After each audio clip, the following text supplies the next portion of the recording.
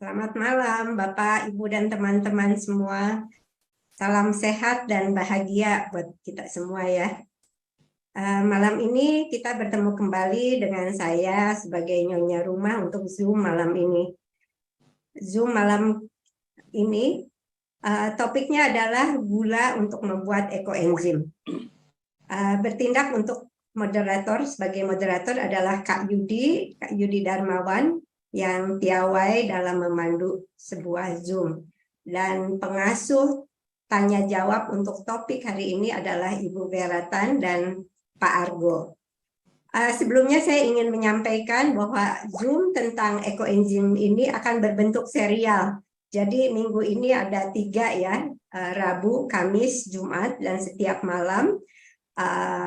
Dan Bu Vera sudah menyiapkan topik-topik, begitu banyak topik, kalau nggak salah ada 30 topik. Hari ini adalah gula untuk membuat ekoenzim. Baiklah, untuk tidak membuang waktu, kita sebelumnya boleh nyalakan videonya, gambarnya untuk menyambut Kak Yudi. Kak Yudi, silakan Kak. Ya, terima kasih Kalina ya.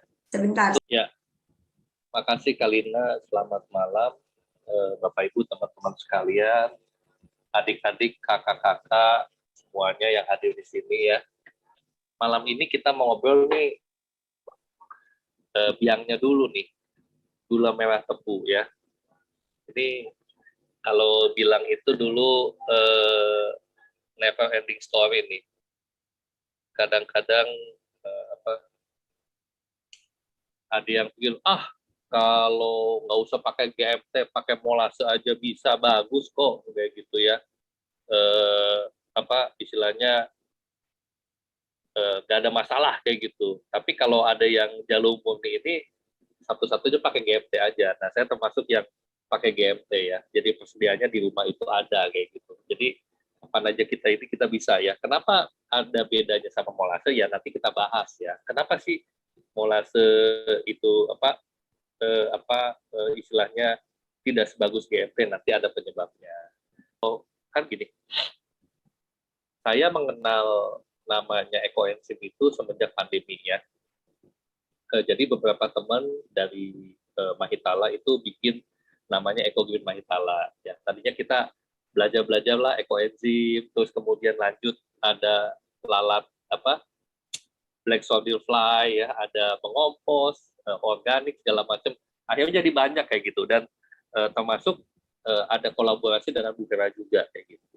Nah, jadi gini teman-teman sekalian, kalau kita ini pengen sesuatu yang terbaik kayak gitu ya, tentu teman-teman terlebih lah kalau di sini kita panggil suhunya itu Bu Vera ya, itu udah nyoba tuh udah berkali-kali kayak gitu. Dan saya tahu persis ya, saya lihat Bu Vera itu kan punya ekoenzim yang udah 12 tahun ya, yang udah lebih dari sedikit.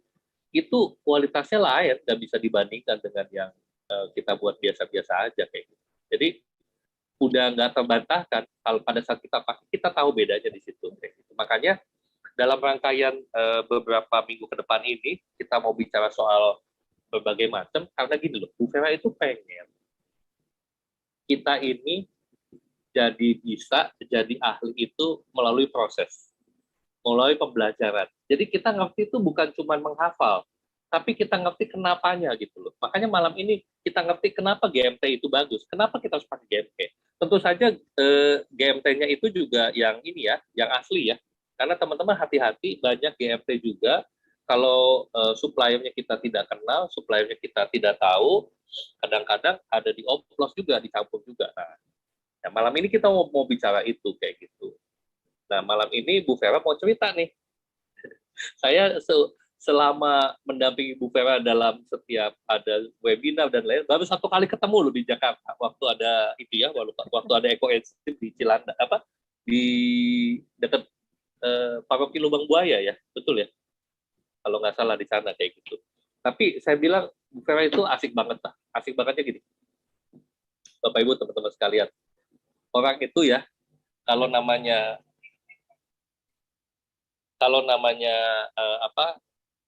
istilahnya ilmu ya, Bu Vera itu nggak pernah pelit sama sekali. Kalau ngomong kata muridnya di Indonesia berapa banyak ya, tanya Bu Vera nih, live streaming ya. Oke, jadi intinya itu malam ini teman-teman sekalian, Bu Vera mau cerita karena Bu Vera tuh pengen begini loh, pengen ninggalin ilmu itu nggak setengah-setengah buat kita semua ya. Nah, buat kita nih murid-muridnya Bu Vera ya, mungkin juga simpatisan, pengikut dan lain-lain. Satu hal teman-teman sekalian, kalau kita mau betul-betul bisa dapetin hasil yang bagus, satu, dicoba mulai kapan? Mulai malam ini. Yang kedua, jangan ngeyel. Kadang-kadang mohon maaf ya, kita ini suka lebih pintar daripada yang lebih ahli gitu. Itu kenapa saya bilang begitu? Karena saya juga suka bikin pelatihan di kantor saya. Satu bahan materi itu harus berulang-ulang. Tidak bisa materi itu hanya diberikan satu kali saja. Jadi berulang-ulang sampai kita betul-betul tahu. Nah, tapi kadang-kadang suka ada aja di dalam pembelajaran itu mempertanyakan, masa sih GMT lebih molase jelek dibanding ini kayak gitu. Selalu kayak gitu. Atau kalau saya lihat nih ya, saya ada beberapa pertanyaan ya. Oke, Bu Vera, malam ini gimana nih? Kita mau bicara apa nih? Kita mau ngobrol apa nih malam ini, Bu Vera? Boleh di-spill dikit nggak? Boleh diceritain dikit nggak? Kalau anak sekarang kan bilangnya, spill dong. Maksudnya ceritain dikit dong. Kayak gitu. Silakan, Bu. Malam, Pak Yudi. Malam dulu ya. Saya pancing dengan beberapa pertanyaan yang saya terpikir nih teman-teman pasti akan nanya ini. Kayak gitu ya. Yang pertama dulu. Yang agak sensitif ya. Tentang gula. Iya, betul. Tentang gula atau gula merah tebu. Saya siapin ada 5 pertanyaan, Bu. Ini untuk memancing atau memantik ya buat teman-teman semua. Yang pertama begini, suka ada kan yang bilang teman-teman, Bu Vera, di tempat saya tuh susah dapat GMT. So, kalau nggak ada GMT, alternatif lainnya apa, Bu?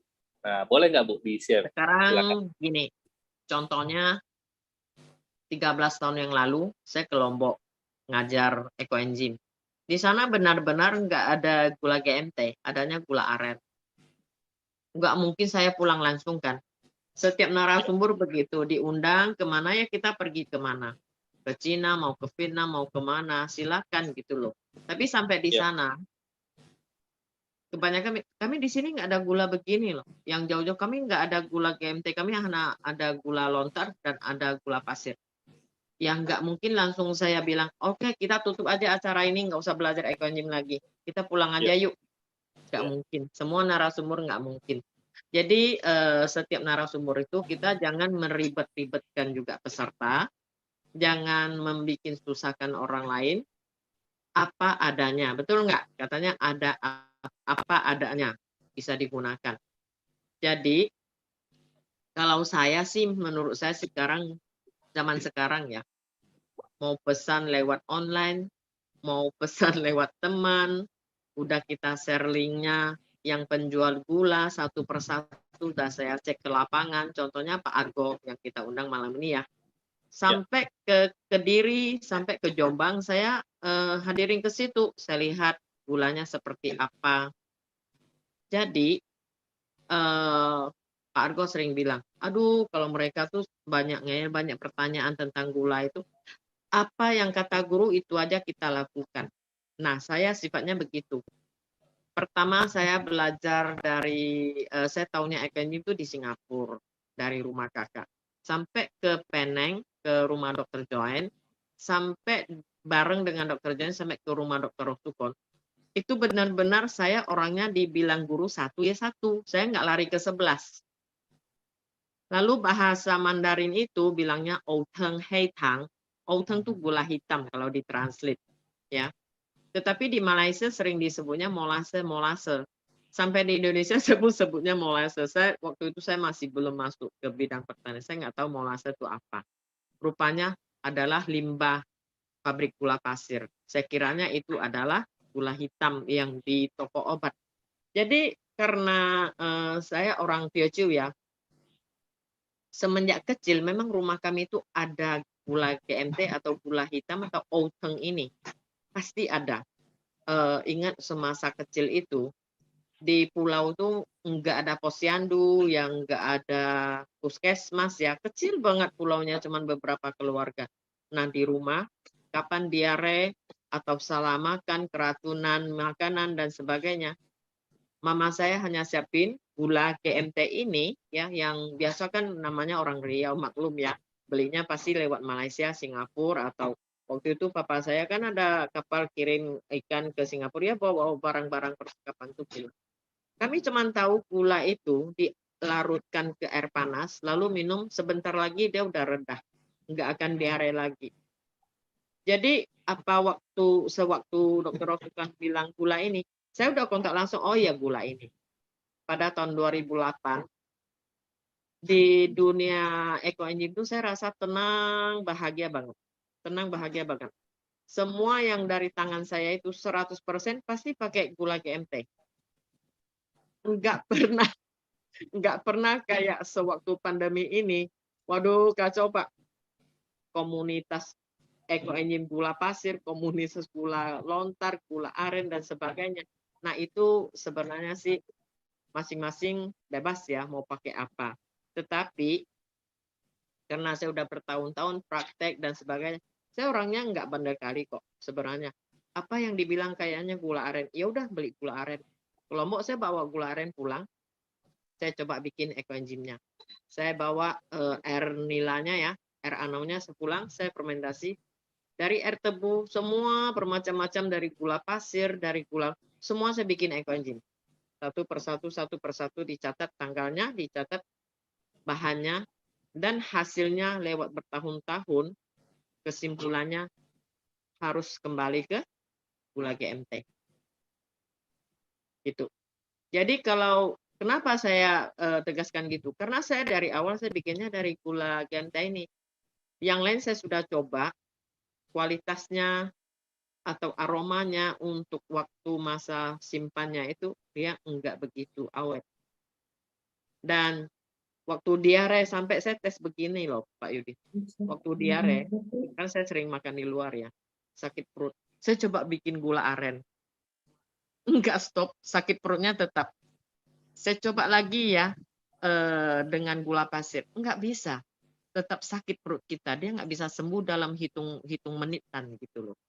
Jadi memang dari turun-temurun orang Chinese, gula GMT ini adalah obat dan jual mahal banget di toko obat. Akhirnya saya ketemu Pak Argo, lah kok gula GMT yang sebagus begitu cuman berapa gitu loh. Ya, tapi jangan salah ya, tentang gula ini, bukan karena EEI kita ini jual gula mau dapat uang komisinya atau fee-nya, nggak ada hubungan. 1 sen pun nggak ada hubungan gula dengan saya. Dan saya tidak buka pabrik gula, cuman saya sarankan apa yang terbagus. Itu aja. Ya, thank you Bu. Teman-teman gini ya, saya punya pengalaman itu, saya bikin pakai molase. Setelah lewat berapa lama itu, begitu dibuka lagi ekoenzimnya, itu baunya udah kayak bau ayam comberan. Akhirnya apa ya, dibuang ya, nggak bisa terpakai. Itu pengalaman saya pribadi. Kalau ada pertanyaan, bagus mana molase dan gula pasir, bagus mana? Bu Vera, gula pasir dan molase bagus mana nih untuk bikin ekoenzim? Kalau gula tuh masing-masing ada kegunaannya masing-masing. Tapi kalau untuk ekoenzim pasti sih gula merah tebu. Gula pasir banyak juga orang yang bikin, molase banyak juga orang yang bikin. Ya. Tetapi saya hasil tes saya begitu, saya nggak ke lab ya. Saya hari itu sengaja saya makan petai. Nah tahu ya bau petai ya. Nah saya itu di apartemen saya itu, saya makan petai, habis di toilet, saya coba bersihin dengan ekoenzim gula pasir. Baunya masih utuh. Saya coba lagi dengan molase. Saya ada bikin juga. Pernah saya beli 50 kilo molase. Saya mau coba kehandalannya sampai di mana. Dia lebih hampir sama sih hasilnya dengan gula pasir. Enggak hilang baunya.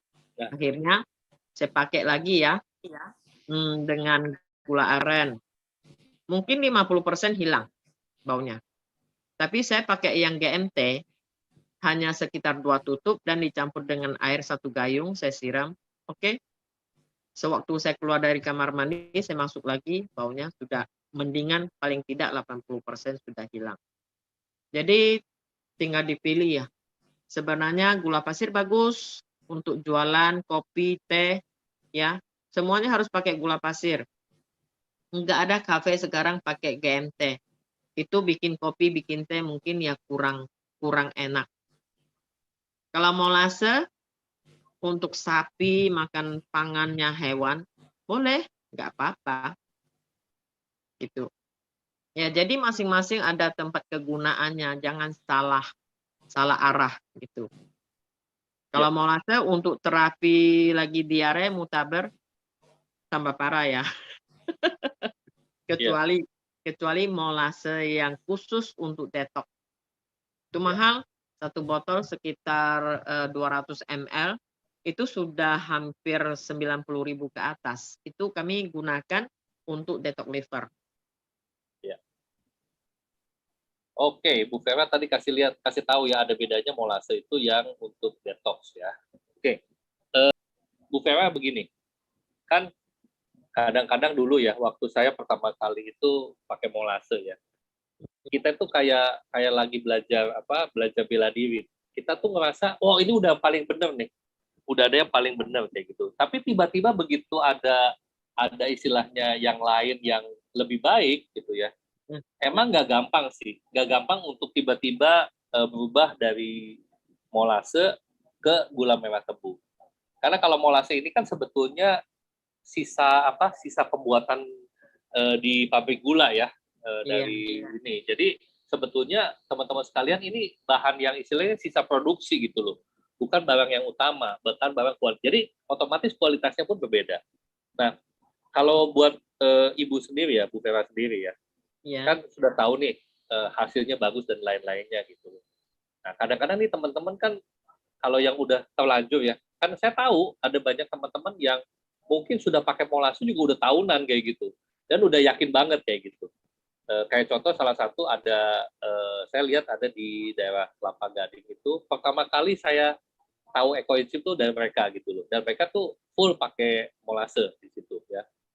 Tapi belakangan ya saya lihat beda saya kok masukin campur dengan air, kok airnya jadi bau comberan ya. Nah itu yang gitu-gitu yang akhirnya saya nggak bisa biar air nanti betul-betul bau. Iya gitu, dan baunya betul-betul bau teman-teman sekalian. Saya nggak ngerti karena saya bukan dulu kuliah bukan kimia ya, tapi pasti ada reaksi kimia yang terjadi sehingga kok nggak tahan lama ya molase ini. Gitu. Saya pernah tanya juga dengan Cak Argo, Pak Yaya yang punya pabrik gula sama yang guru saya yang di Thailand, dan di Medan Pak Odi ketua komunitas aren ya. Menurut mereka ada perbandingan kadar manisnya tuh Pak. Contohnya begini, gula pasir GMT. Nah, itu manisnya 100. Ya, kita bayangkan dari 100. Aren mungkin 70. Molase 60. Yang manisnya udah diambil untuk gula pasir. Jadi dia sudah tidak begitu manis. Dan bayangkan air tebu yang dimasak sampai warna udah coklat, kok tiba-tiba bisa jadi putih, gula pasir. Kok tiba-tiba bisa jadi putih kering, kristal.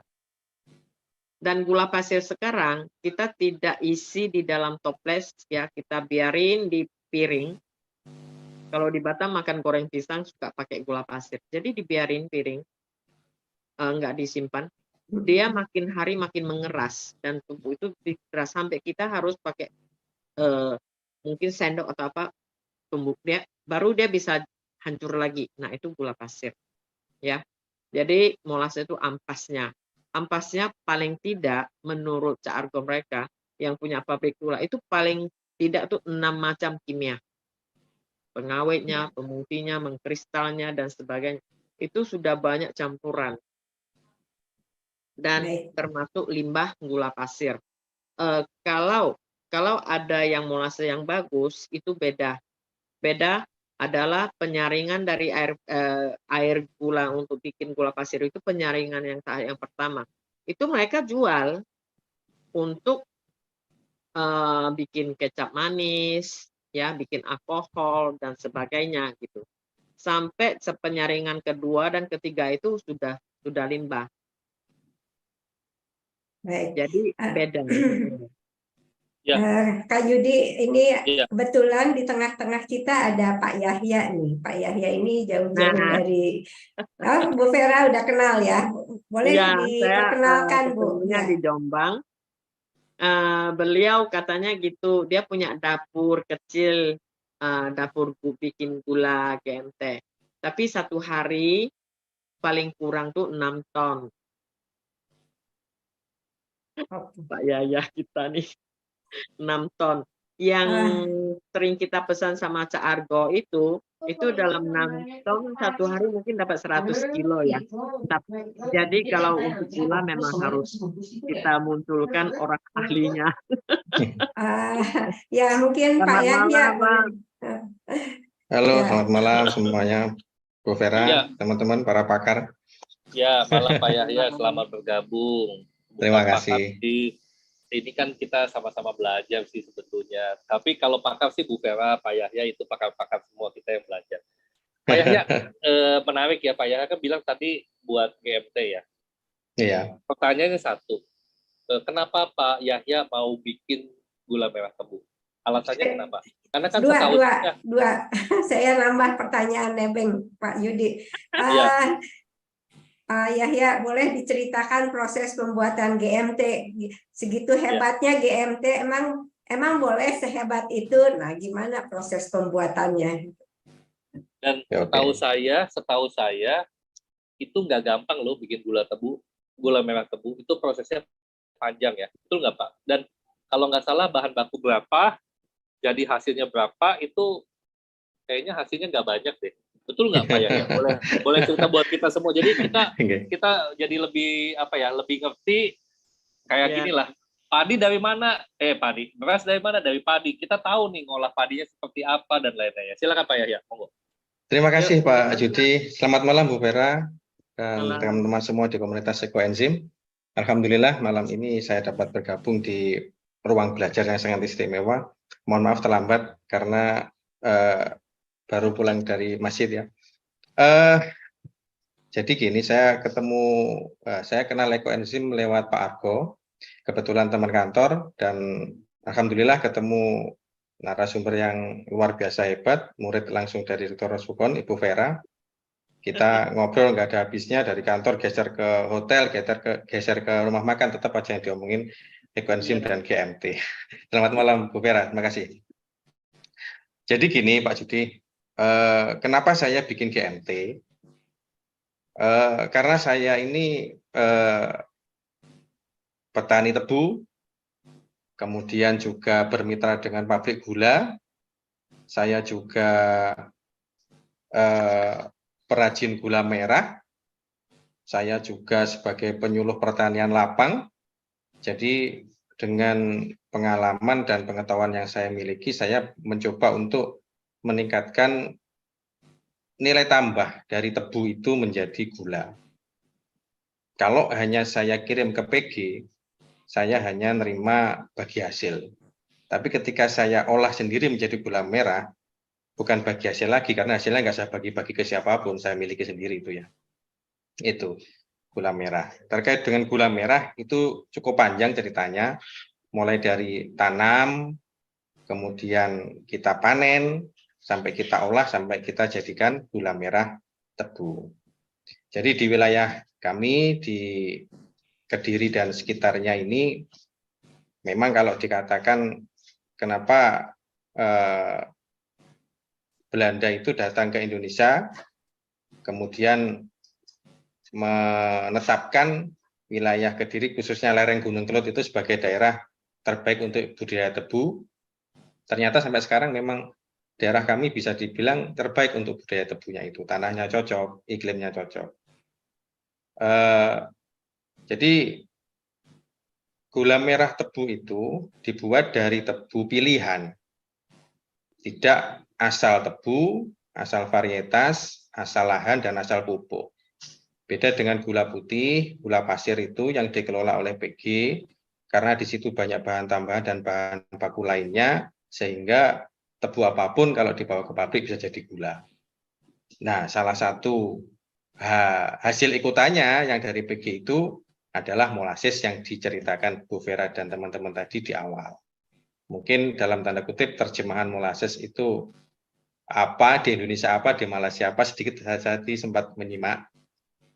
Sehingga dari definisi yang nama yang sama dengan penerjemahan yang berbeda itu menimbulkan pemahaman yang berbeda pula.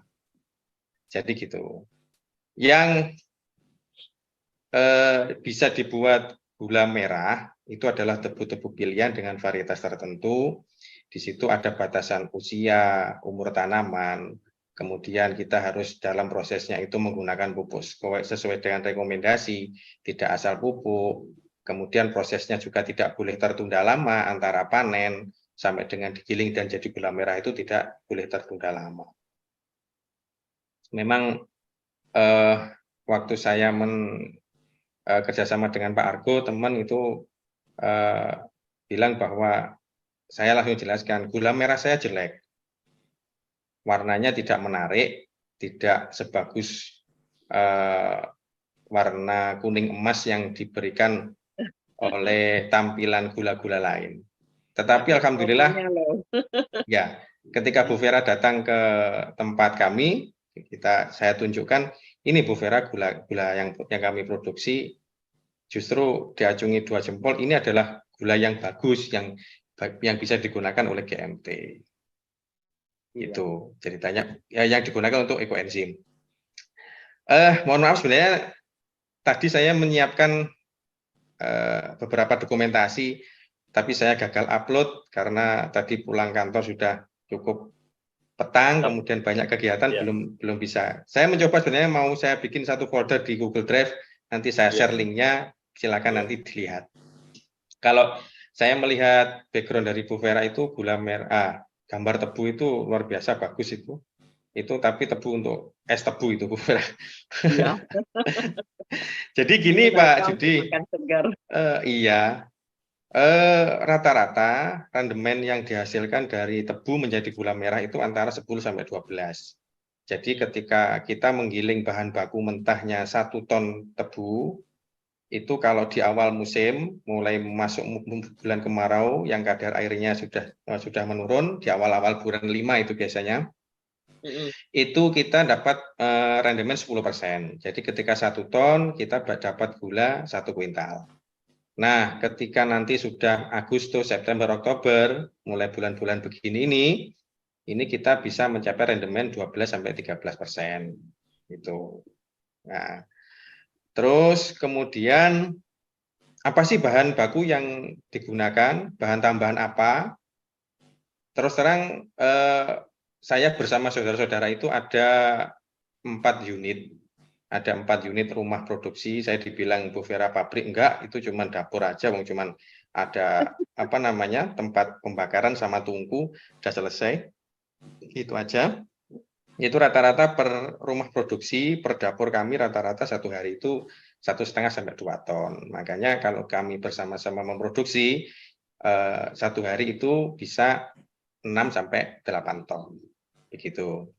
Bahan apa saja selain tebu, kami pakai bahan baku murni tebu yang diperas, diambil niranya, kemudian dimasak dengan api yang bersumber dari bagas atau sepah dari tebu itu sendiri.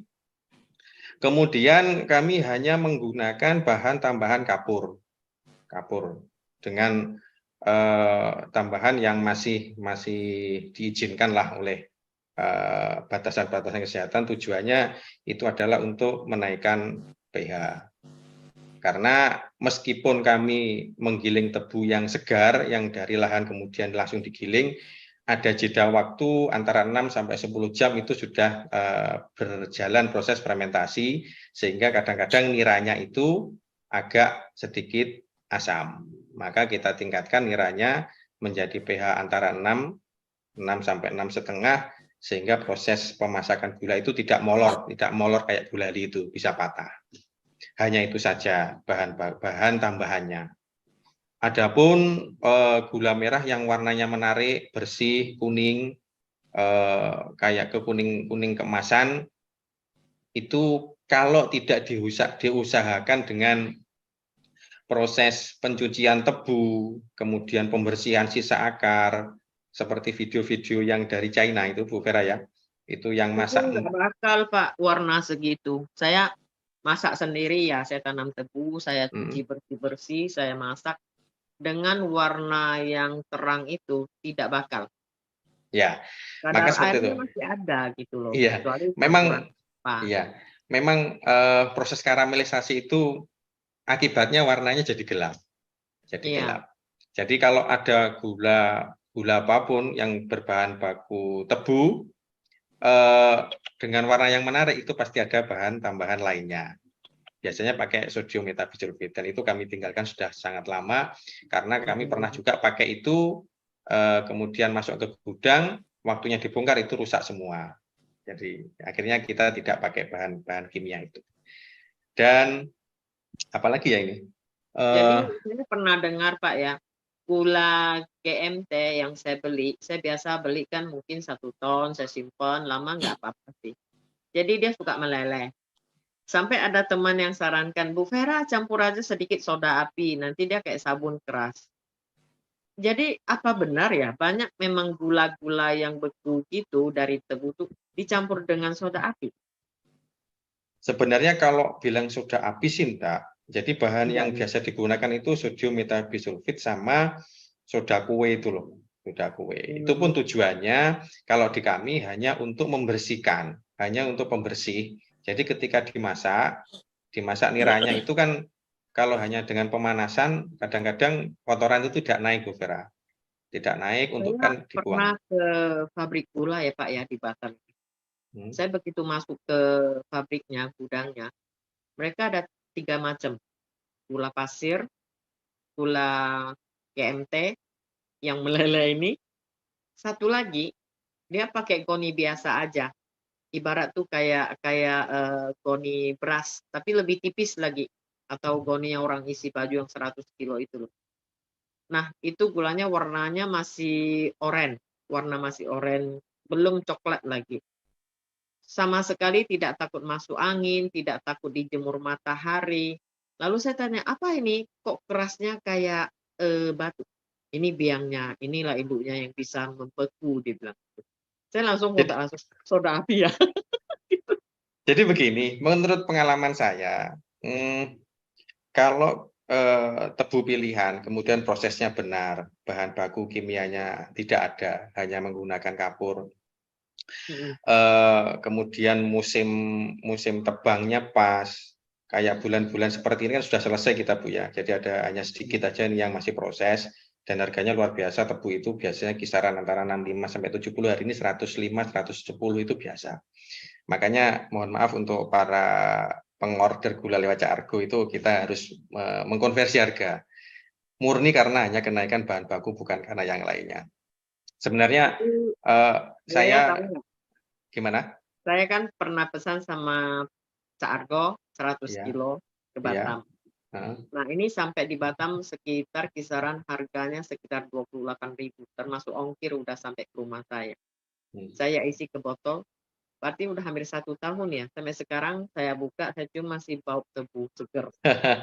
Jadi Itu begini, kalau saya nggak proses jual ya, saya bawa ke Malaysia, ke toko organik, ke teman-teman situ, nih, oleh-oleh. Mereka tuh udah cium baunya tuh dia tanya, "Kamu beli di mana?" Cuman di iya, Malaysia jualnya 1 kilo itu 120.000 Pak. iya, iya, iya. Belum Iya. bisa kualitas segitu loh. Sebenarnya saya pun menaikkan harga itu jauh-jauh hari sudah bilang Caargo, ini kuat nggak konsumennya segini? Caargo bilang, yang penting kualitasnya dipertahankan, berapapun teman-teman pasti akan mau beli. Toh kualitas kita itu yang jadi andalan. Jadi yang menentukan harga itu bukan saya sebagai produsen, tetapi kualitas yang dinilai oleh konsumen. Jadi menurut pengalaman itu bahkan kami simpan hanya dengan karung biasa itu, karung bekasnya beras yang ukuran 50 kilo, kemudian kami kasih plastik inner, itu hanya begitu saja, kemudian kita jahit, kita taruh di atas palet, itu sampai 2 tahun nggak apa-apa. 2 sampai 2 tahun Saya nggak apa-apa. suka loh simpan gula GMT. Hmm, Karena iya, apa ya, kayaknya disimpan gula GMT itu, saya pernah sewa rumah di bawah tangga, dan itu sering berjamur, Pak. Kadang kalau musim hujan itu keluar cacingnya, karena itu pintu belakangnya itu dicor lagi karena memang di atas paret. Mungkin iya, ada iya, yang retak ya rumah lama. Tetapi iya, saya letak gula GMT itu sering saya simpan di drum-drum yang 200 liter itu. Saya iya. bikin 5 kilo, 5 kilo, satu bungkus.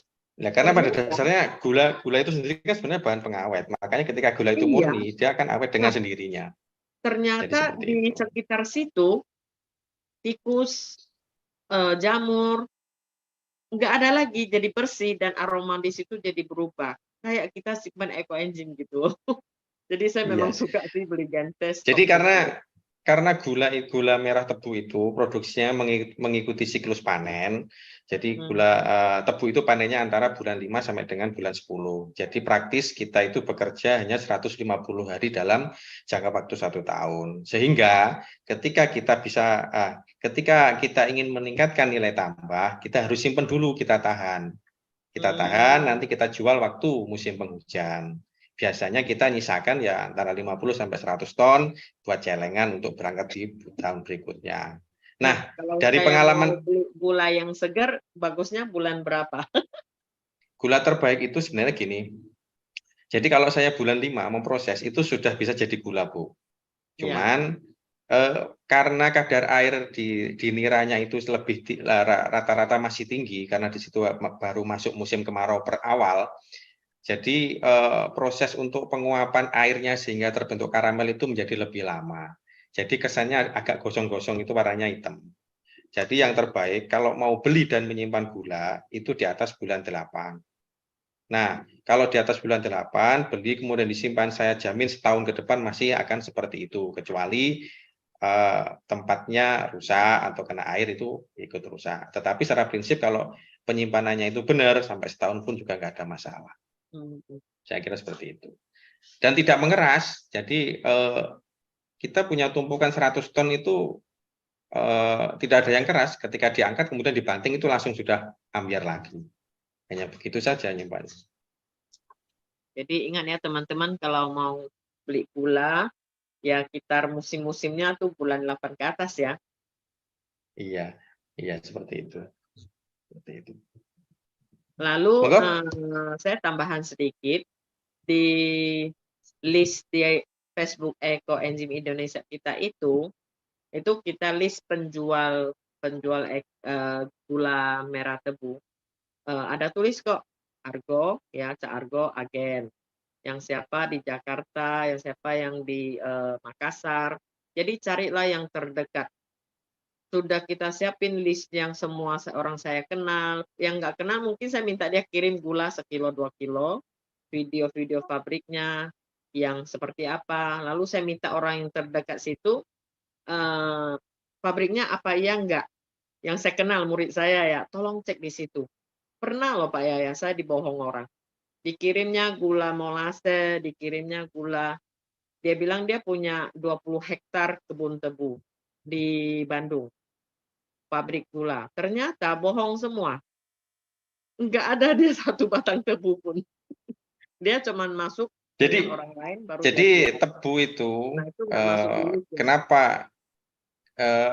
oke, tanam tebu dimanapun bisa, tapi menanam tebu yang bisa dijadikan bahan baku untuk gula merah tebu itu tidak bisa di sembarang tempat. Ini spesifik lokasi. Jadi saya di Kediri, kemudian kerja di Jombang. Tebu di Jombang itu tidak bisa dibuat untuk gula merah karena karakter tanah sudah sangat berbeda. Jadi riwayat tebu dari lahan mana kemudian petaninya siapa, ini dulu pengelolaannya bagaimana, itu menjadi faktor kunci kita membeli tebu dari petani. Jadi dalam tanda kutip, kita pun pengusaha pengolah gula merah tebu ini tidak sembarangan asal beli. Tampilan tebu bagus belum tentu diolah menjadi gula yang bagus. Jadi riwayatnya itu harus jelas. Ini lahannya di mana, kemudian pupuknya bagaimana. Kalau tebu ini kena urea atau dipupuk dengan kotoran ayam, jelas ini nanti akan tidak bisa menjadi gula merah yang bagus. Jadi molor kayak gulali itu. Jadi begitu. Jadi kalau dia bilang di Bandung, kemudian bisa bikin gula merah dari tebu, kayaknya perlu dipertanyakan. Iya, iya waktu cek kata murid saya itu nggak ada Bu, orang ini nggak punya kebun tebu dan nggak punya pabrik. Ya nggak apa-apa sih, kayaknya Makassar ya kemarin saya ketemu Home mana-mana. Bu di sini memang nggak ada GMT. Ya udah telepon dengan beberapa agen kita yang di Kediri. Lalu ya insya Allah dari Kediri ya kirim sampai ke Makassar sampai ke mana tuh Toraja itu cuman 20.000 sampai di situ. Jadi zaman sekarang yang penting ada duit, suka belanja mau di mana aja ada gitu ya. Iya, kita Nggak sudah ada tanpa alasan batas. lagi, nggak ada gula ya. Iya, monggo, Cak Argo. Ya, Cak Sudah Argo, bergabung. selamat malam. Sudah bergabung akhirnya pakai HP nih. Ya, gimana nih Cak Argo suka dukanya melayani nasabah seluruh Indonesia, menjual gula merah tebu,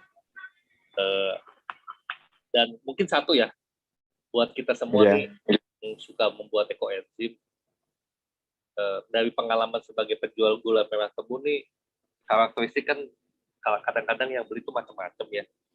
Tapi kenapa sih orang itu harus beli gula merah tebu itu di supplier atau yang memang dapat dipercaya? Boleh nggak Cak Argo share buat kita semua? Silakan.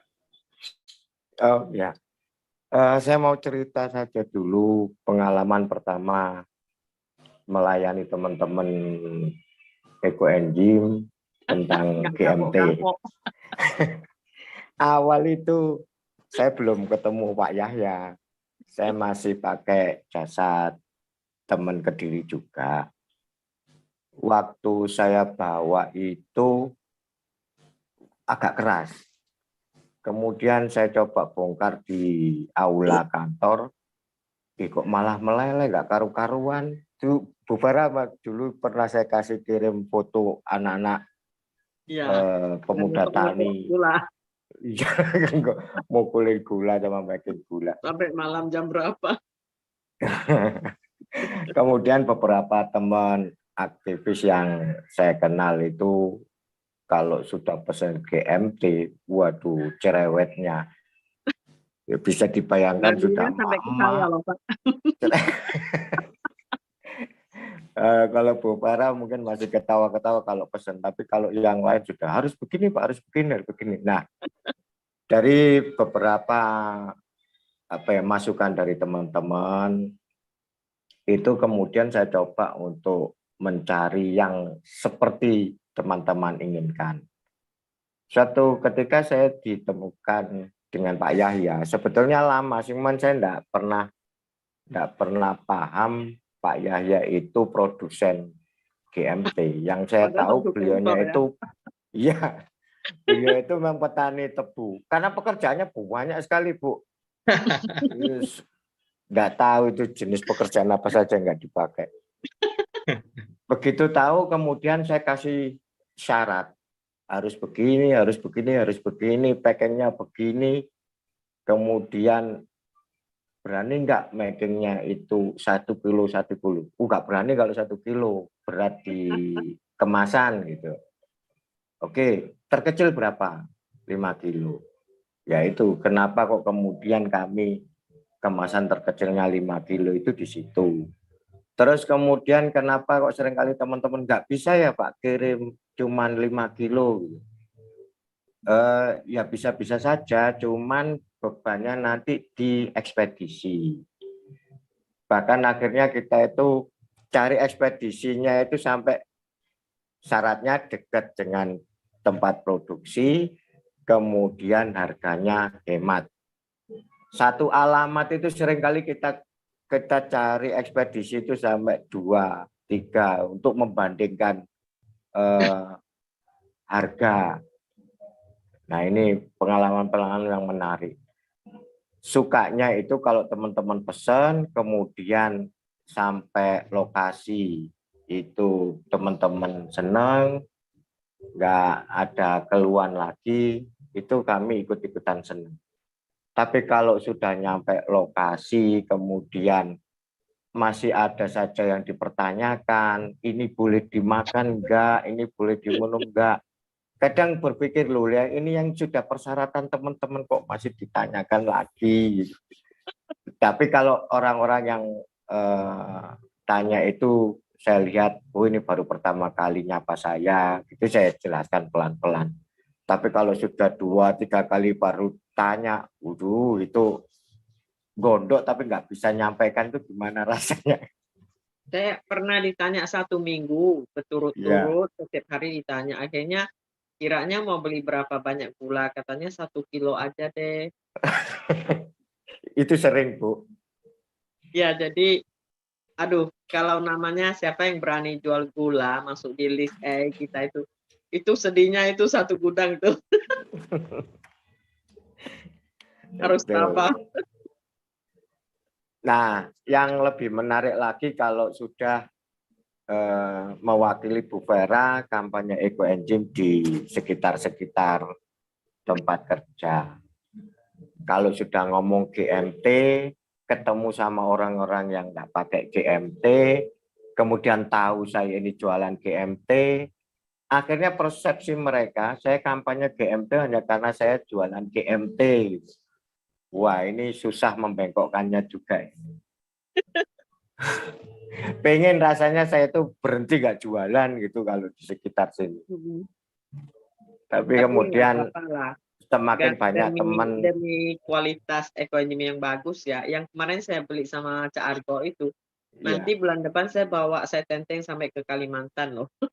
Oh. Ya, alhamdulillah Bu Vera, di sini teman-teman juga sudah mulai banyak yang kampanye. Kalau untuk teman-teman petugas yang berkampanye ekoenzim, harganya kita langsung harga persahabatan gitu. Sudah nggak bisa lagi berkutik, wong mereka juga kenal Pak Yahya, juga Pak Yahya juga orangnya nggak enakan. Kadang 5 kilo aja dicangking kalau untuk teman-teman. Iya. Yang penting ini jalan. Gitu. Ya, Argo sama Mas Yahya. Semangatnya itu kan kita ini menjual bukan karena kita hanya mau dapat untung. Ya. Supaya teman-teman komunitas ekoenzim itu bisa membuat ekoenzim yang terbaik. Ya. Karena kalau kita buat yang asal-asalan, itu kan kadang-kadang ada yang buat kesehatan dan lain-lainnya. Saya cuma mikir loh, kalau kita pakai bahan yang istilahnya sampah ya, molase itu kan turunan ya, jadi sisa produksi. Apa nggak sayang ya sama kesehatan kita loh? Kalau kita pakai itu untuk terapi dan lain-lainnya, apakah contoh untuk pendem kaki dan lain-lainnya. Nah, mungkin begini, Cak Argo dan juga Mas Yahya, karena kita berikan kesempatan ya, teman-teman pasti udah ada yang pengen nanya nih. Atau mungkin juga ada yang bilang, Pak, Cak Argo saya pesan 5 kilo ya. Ya, jadi kolektif buat aja kalau gitu. Kolektif ya. Buat teman-teman yang mau bertanya. Sebentar ya. Pak, jadi tadi saya kirim ke WA-nya, mungkin kalau bisa di-share atau monggo. Jadi ini ada salah satu gampang menilai gula merah itu bagus atau enggak. Ini saya bawakan, ini gula merah ini dari tebu yang sama sebenarnya. Cuman ini musim produksinya berbeda. Ini adalah musim baru masuk musim kemarau, jadi masih kadar airnya tinggi. Sebenarnya gampang membedakan gula merah yang bagus atau tidak. Lihat aja di kemasan ini ada yang lengket nggak? Kalau ini ada yang lengket kayak gini, ini sebenarnya empuk. Ini empuk Bu Vera. Ini nggak membatu. Ini empuk. Saya ada sediain video. Coba Mei ada ya? Mei coba share video yang GMT-nya Pak Yahya. Ya. Ini kan masih lunak, masih nggak menggumpal. Cuman banyak yang nempel di kemasan plastiknya ini. Nah, ini menunjukkan bahwa waktu saya mengemas, ini kadar airnya masih tinggi. Dan memang nggak bisa disiasati kalau saya menurunkan kadar air lebih lama lagi memasak, bukan jadi gula, jadi areng malah, karena kelamaan dimasak. Nah, yang bagus gula itu ini nggak ada yang tuh. Nah, ini Kak Argo ada di layar, sudah muncul, apakah Iya. betul? Siap. Ya. Ini nggak Nah. gampang masak sampai segini antara gosong dan jadi ya. Hitung detik. Iya. Jadi kalau gula yang bagus, ini saya simpan lebih dari 3 bulan. Ini nggak ada yang nempel di kemasan itu nggak ada. Sampai sekarang itu kalau kita remas pun dia nggak mau nempel, karena ini kadar airnya sudah rendah. Ini mau kita simpan 1 tahun pun juga akan tetap begini saja. Sebetulnya kalau nempel atau enggak itu menurut saya nggak jadi masalah ya untuk itu. Yang penting kan kualitas bahannya itu yang terjaga. Nah, mungkin